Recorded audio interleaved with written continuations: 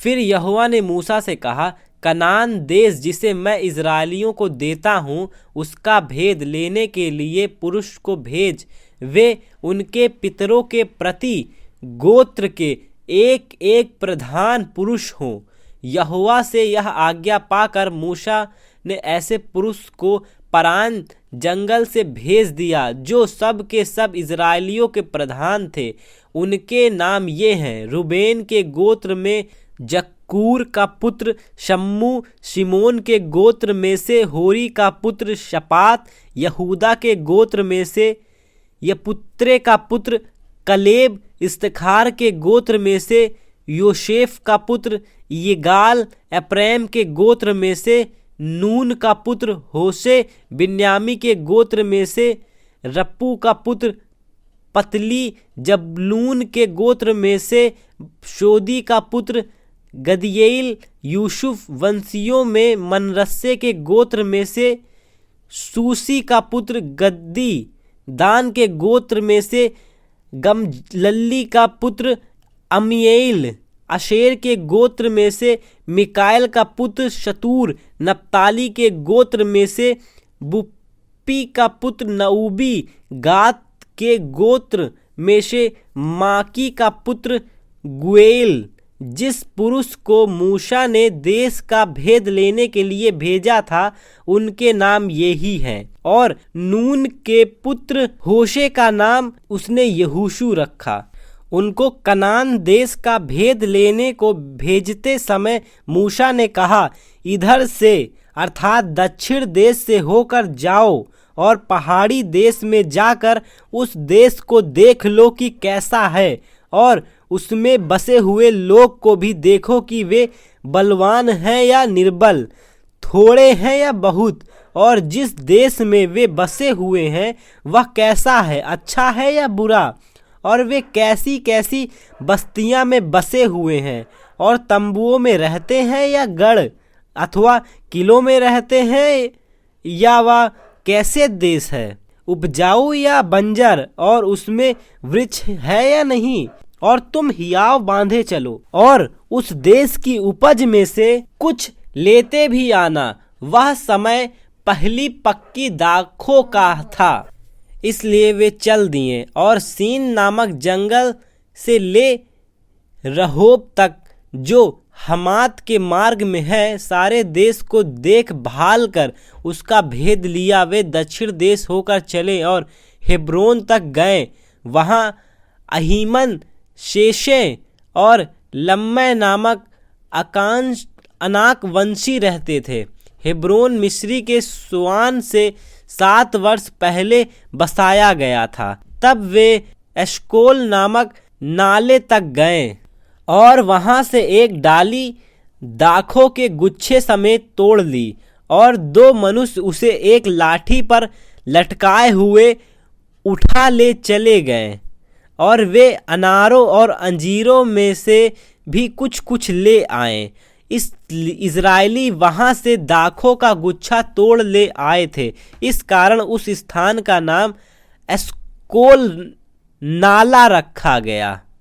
40 दिन के बाद वे उस देश का भेद लेकर लौट आए और परान जंगल के कदेश नामक स्थान में मूसा और हारून और इज़राइलियों की सारी मंडली के पास पहुँचे और उनको और सारी मंडली को संदेश दिया और उस देश के फल उनको खिलाएं। उन्होंने मूसा से कहा, यह कहकर वर्णन किया, जिस देश में तूने हमको भेजा था उसमें हम गए। उसमें सचमुच दूध और मधु की धाराएं बहती हैं और उसकी उपज में से यही है। परंतु उस देश के निवासी बलवान हैं और उनके नगर गढ़ वाले हैं और बहुत बड़े हैं। और फिर हमने वह अनाक वंशियों को भी देखा।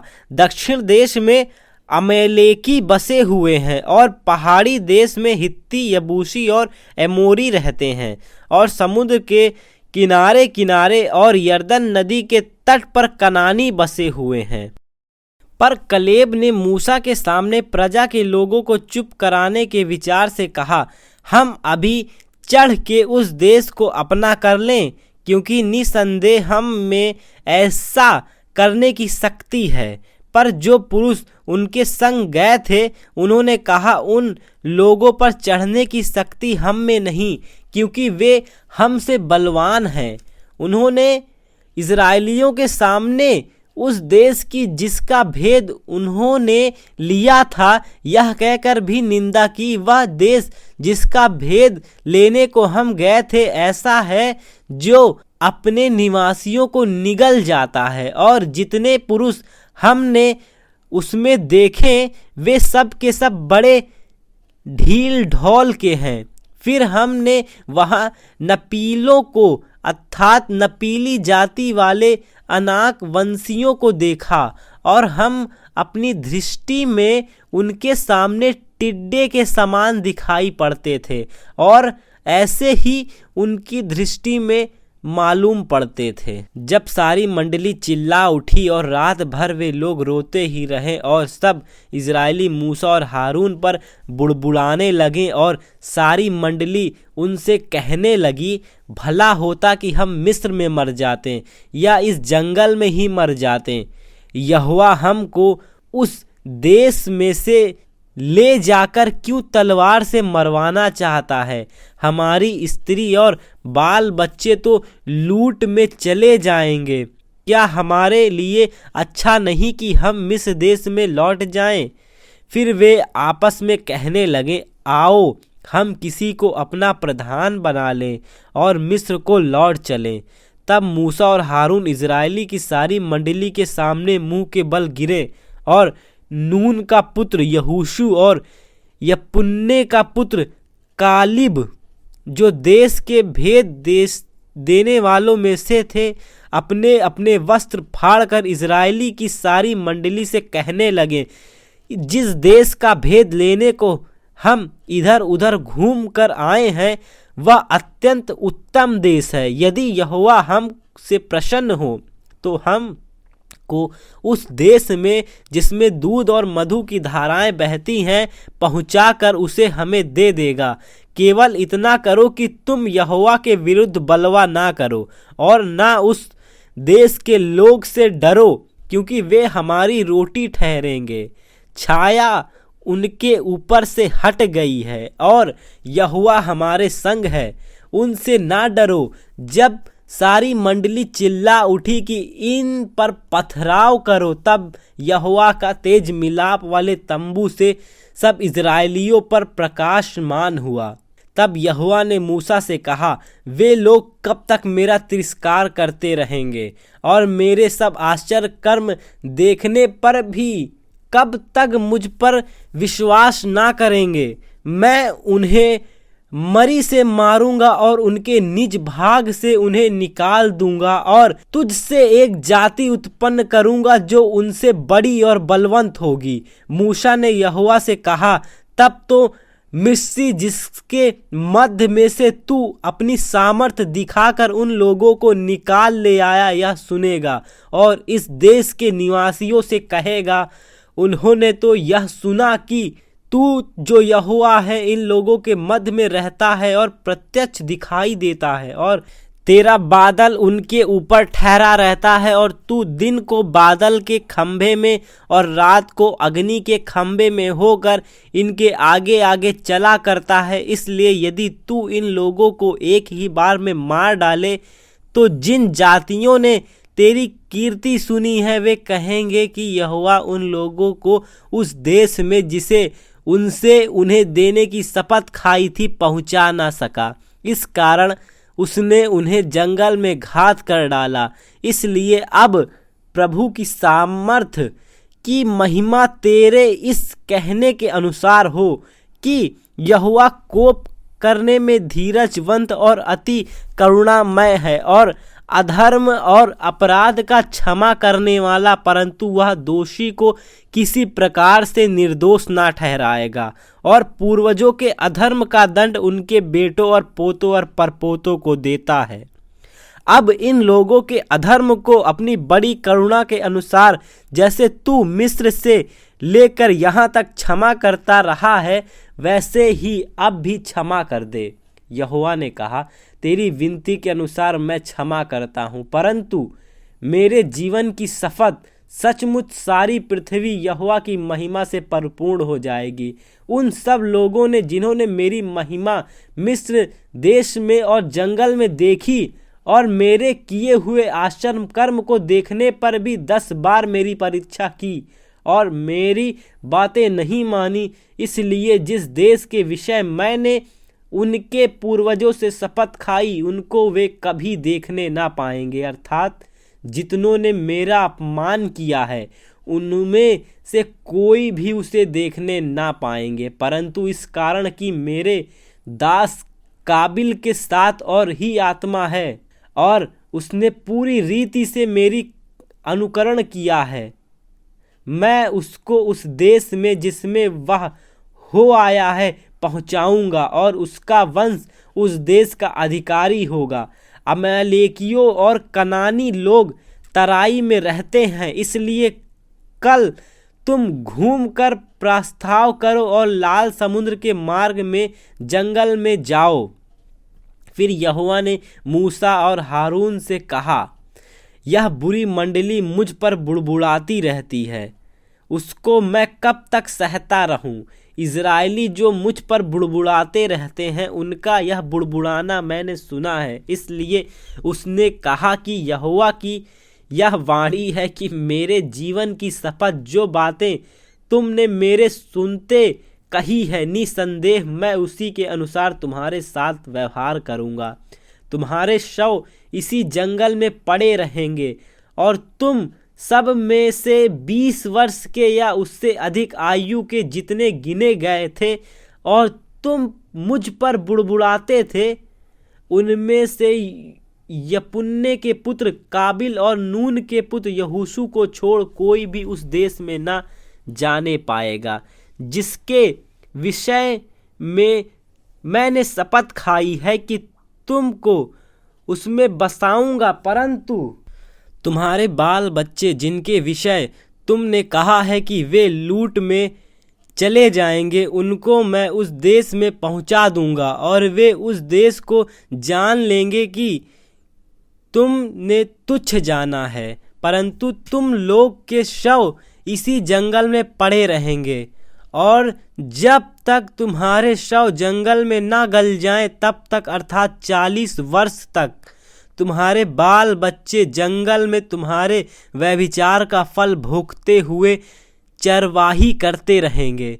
जितने दिन तुम उस देश का भेद लेते रहे, अर्थात 40 दिन, उनकी गिनती के अनुसार पीछे 1 वर्ष और 40 वर्ष तक तुम अपने अधर्म का दंड उठाए रहोगे, तब तुम जान लोगे कि मेरा विरोध क्या है।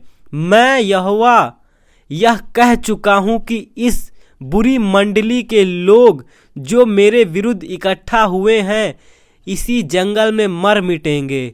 निसंदेह मैं ऐसा ही करूँगा। तब जिन पुरुषों को मूसा ने उस देश का भेद लेने के लिए भेजा था और उन्होंने लौटकर उस देश की नाम धराई करके सारी मंडली को कुड़कुड़ाने के लिए उभारा था, उस देश के वे नाम धराई करने वाले पुरुष यहोवा के मारने से उसके सामने मर गए।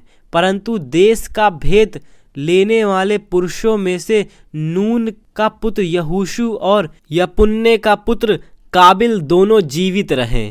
तब मूसा ने ये बातें सब इज़राइलियों को कह सुनाई और वे बहुत विलाप करने लगे। वे सवेरे उठकर यह कहते हुए पहाड़ की चोटी पर चढ़ने लगे कि हमने पाप किया है, परंतु अब तैयार हैं और उस स्थान को जाएंगे जिसके विषय यहोवा ने वचन दिया था। तब मूसा ने कहा, तुम यहोवा की आज्ञा का उल्लंघन क्यों करते हो? यह सफल ना होगा। यहोवा तुम्हारे मध्य में नहीं है। मत चढ़ो, नहीं तो शत्रुओं से हार जाओगे। वहाँ तुम्हारे आगे अमेलिकी और कनानी लोग हैं, इसलिए तुम तलवार से मारे जाओगे। तुम यहोवा को छोड़कर फिर गए हो इसलिए वह तुम्हारे संग नहीं रहेगा। परंतु वे ढिठाई करके पहाड़ की चोटी पर चढ़ गए, परंतु यहोवा की वाचा का संदूक और मूसा छावनी से ना हटे। तब अमालेकी और कनानी जो उस पहाड़ पर रहते थे उन पर चढ़ आए और होर्मा तक उनको मारते चले गए। फिर यहोवा ने मूसा से कहा, इज़राइलियों से कहना कि जब तुम अपने निवास के देश में पहुँचो जो मैं तुम्हें देता हूँ, और यहोवा के लिए क्या होम बलि, क्या मेल बलि, क्या हव्य चढ़ाओ, चाहे वह विशेष मन्नत पूरी करने का हो, चाहे स्वेच्छा बलि का हो, चाहे तुम्हारे नियत समय का हो, या चाहे गाय बैल भेड़ बकरियों का हो, जिससे यहोवा के लिए सुखदायक सुगंध हो।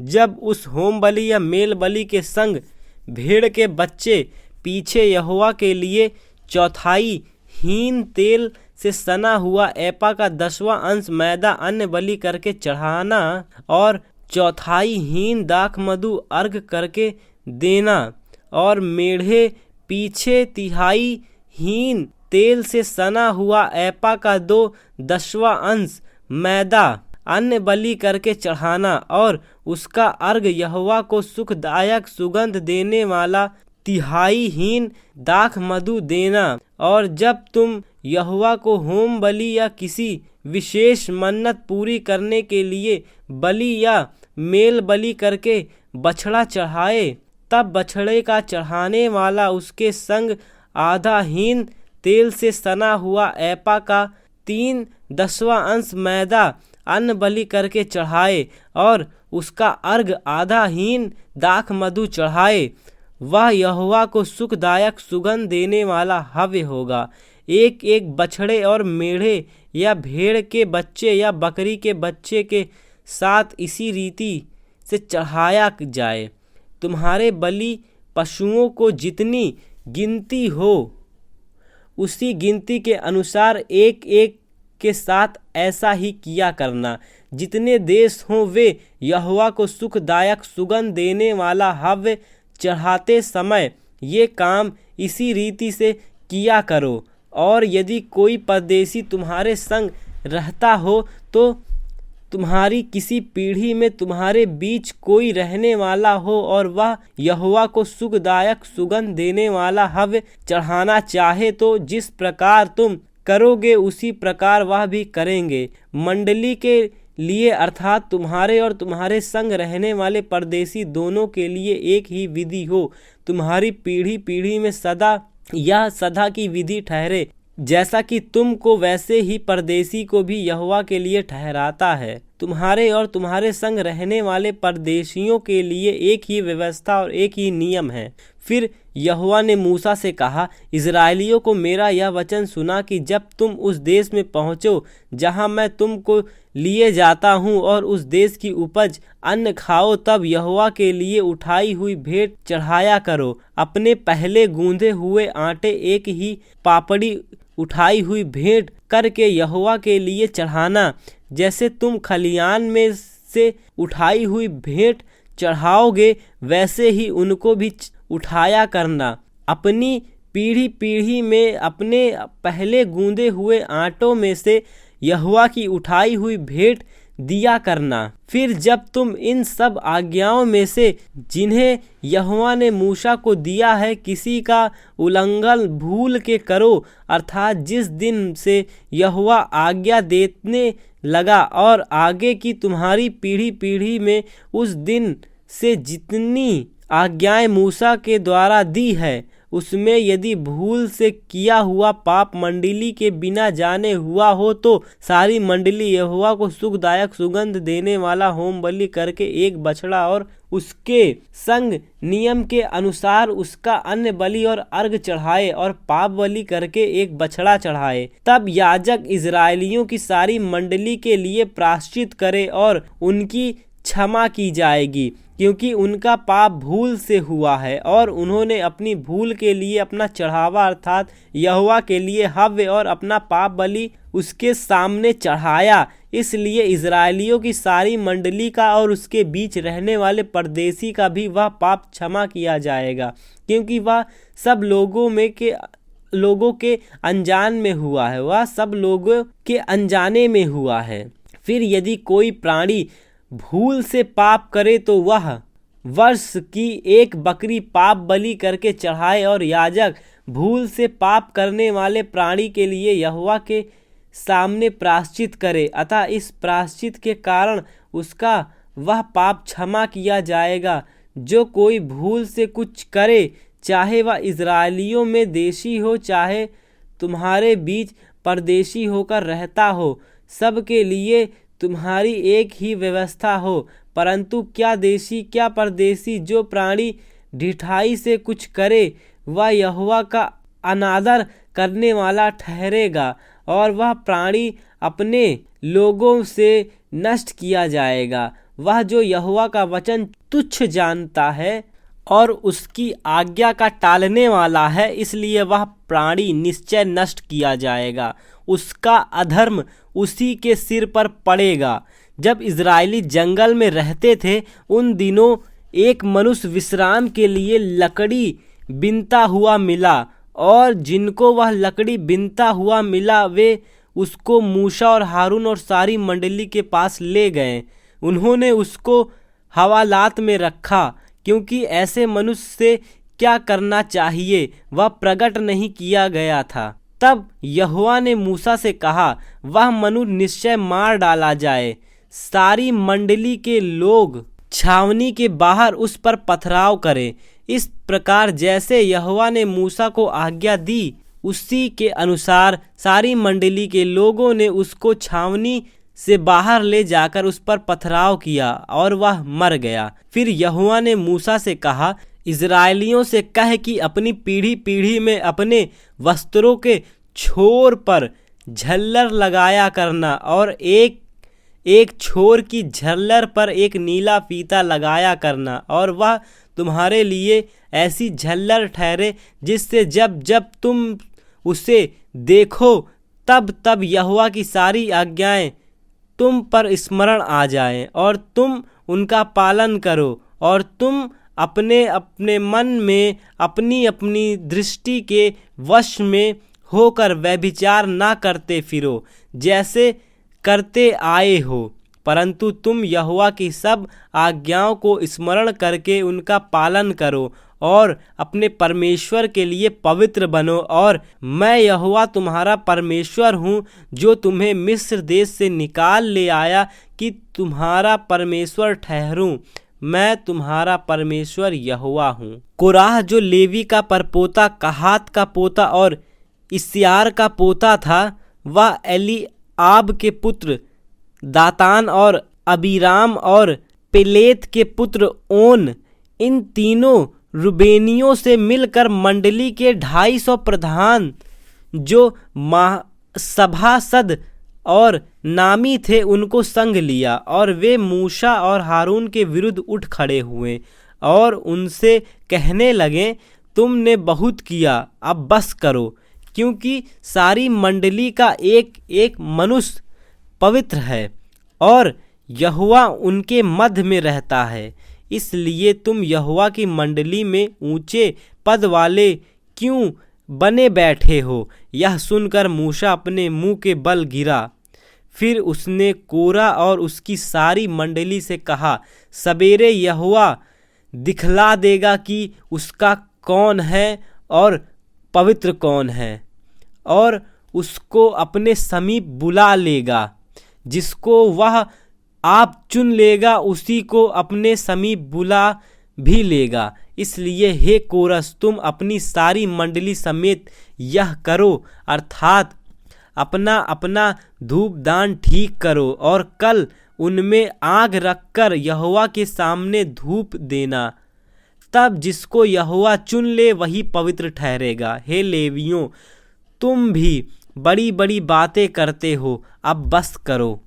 फिर मूसा ने कोरस से कहा, हे लेवियों सुनो, क्या यह तुम्हें छोटी बात जान पड़ती है कि इज़राइल के परमेश्वर ने तुमको इज़राइल की मंडली से अलग करके अपने निवास की सेवा करने और मंडली के सामने खड़े होकर उसकी भी सेवा टहल करने के लिए अपने समीप बुला लिया है?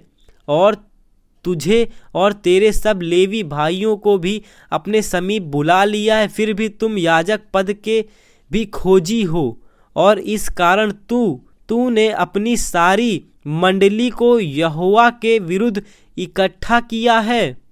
हारून कौन है कि तुम उसको बुड़बुड़ाते हो? फिर मूसा ने एलीआब के पुत्र दातान और अबीराम को बुलवा भेजा और उन्होंने कहा, हम तेरे पास नहीं आएंगे।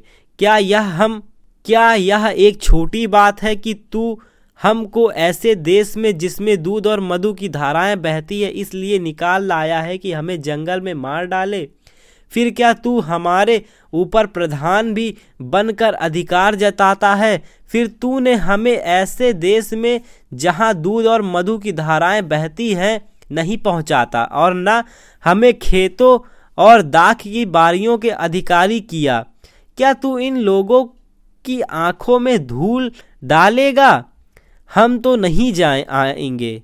तब मूसा का कोप बहुत भड़क उठा और उसने यहोवा से कहा, उन लोगों की भेंट की ओर दृष्टि ना कर, मैंने तो उनसे एक गदहा नहीं लिया और ना उनमें से किसी की हानि की है।